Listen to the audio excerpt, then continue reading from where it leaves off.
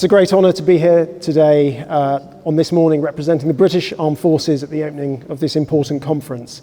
My thanks to all of you who have been involved in its organisation over so many months.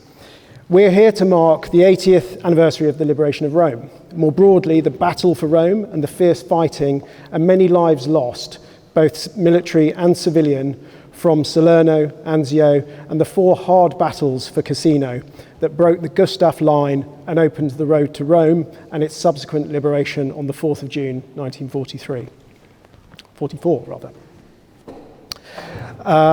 These events involved Italian, American, Polish, French, and British and Commonwealth forces, including Canada, New Zealand, Australia, South Africa, and of course India. The scale of the endeavour is barely comprehensible to us today.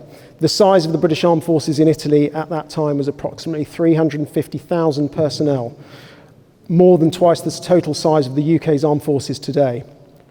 Over 27,000 British personnel lost their lives in the Italian campaign, alongside many more from Commonwealth and Allied forces.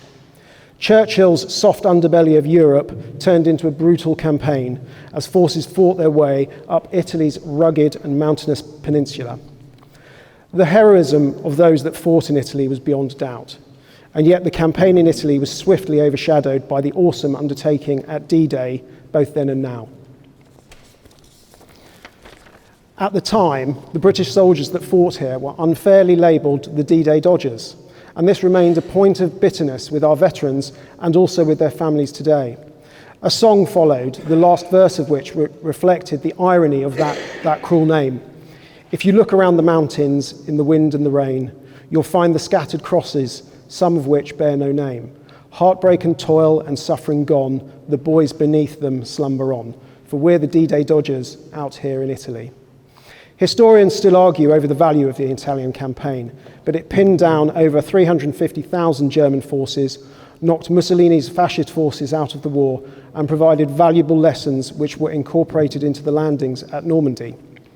It is a blessing that Rome was spared the destruction of combat.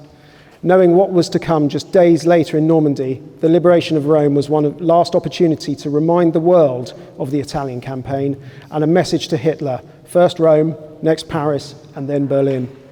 Today, here at this conference, we remember the battle for Rome, the cost of liberation, and the sacrifices made by so many for freedom. Thank you.